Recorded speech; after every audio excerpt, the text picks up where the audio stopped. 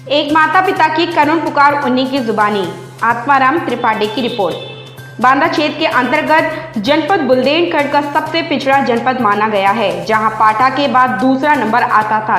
यहां हत्यारों, डकैतों, माफियाओं की हुकूमत रही, फिर चाहे सरकार किसकी भी रही हो, हमेशा इनका बोलबाला रहा। सरकारें बदली, साथ इन अपराधियों के चेहरे।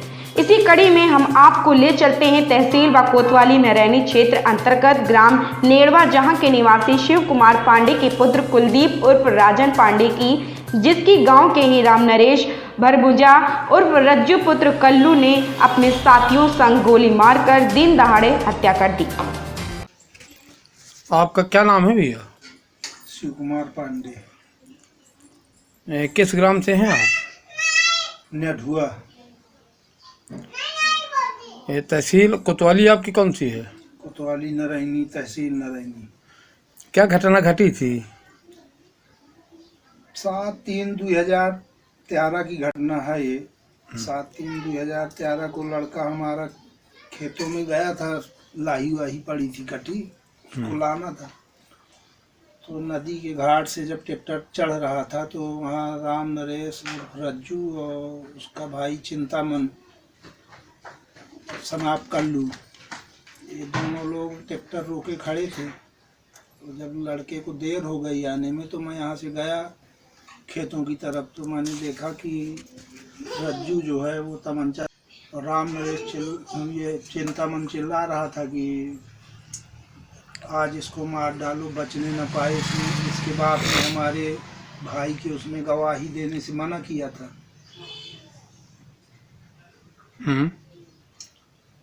अब इसके बाद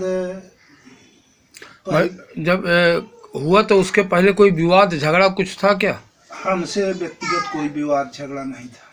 तो गोली उन्होंने कैसे चलाई, क्यों चला दी गोली?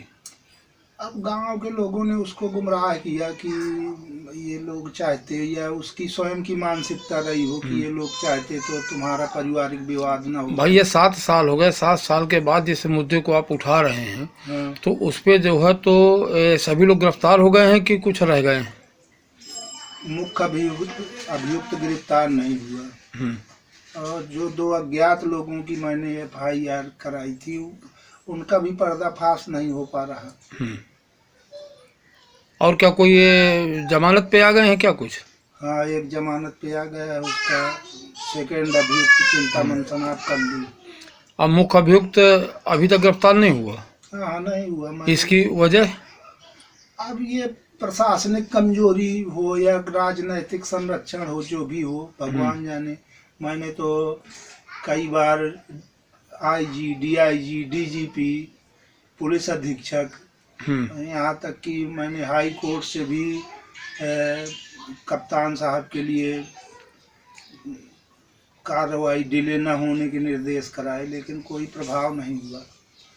और पुलिस ये कहती है कि आप बताइए कि कहाँ है तो हम चलें दबिश डालें। अब हम क्या बताएं कि कहाँ है? उसके परिवार के ऊपर यदि पुलिस दबाव बनाए, उसके रिश्तेदारों पर दबाव बनाए, उन्हीं लोगों के संपर्क में होगा तो आ नहीं जाएगा। ये परिस्थितियां हैं। अभी मैंने 8 तारीख को रजिस्ट्री की थी। IG, DIG साहब और प्रमुख सचिव गृह, मुख्यमंत्री उत्तर प्रदेश शासन, राज्य मंत्री ये चंद्रिका प्रसाद उपाध्याय उत्तर प्रदेश शासन, और RK पटेल सांसद, 2 रजिस्ट्रियां बल्कि वापस भी आ गई। आपको कोई खतरा महसूस हो रहा है क्या? कैसा खतरा महसूस हो रहा है आपको? खतरा अभी ये अगल बगल लोग बताते हैं, कभी न कभी उसका आना जाना भी क्षेत्र में बना रहता है। तो हम अपनी न खेती की देख रेख कर पा रहे हैं जो करनी चाहिए। बटाई देने में कोई मतलब निकलता नहीं है जब हमको मौके में देख नहीं पाना। आपके पास एक ही लड़का था कि और है? हाँ, एक लड़का था। और लड़के के अलावा आपके परिवार में कितने सदस्य हैं? हमारे परिवार में लड़कियां थी तो मैंने उनकी शादी कर दी, सब अपने अपने घर द्वार हैं।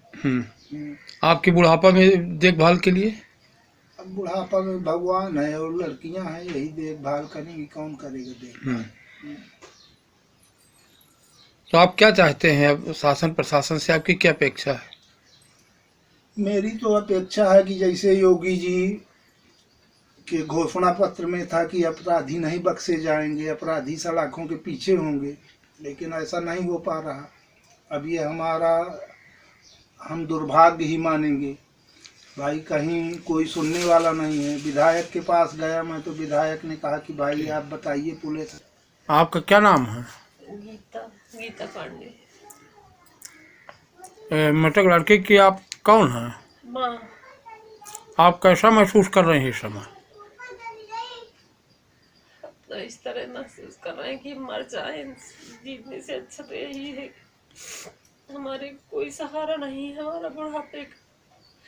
हमारे 5 बच्ची में अकेला लड़का था, उनकी बहनें बेसहारा बेचारी अगर अच्छा बंद हमको रोती रहती हैं, तो उन्हें देख के तो हमें लगता है कि हम क्यों नहीं मर गए। जल्द से जल्द हम तो ये चाहते हैं कि उसकी फांसी की सजा देखें हत्यारे की।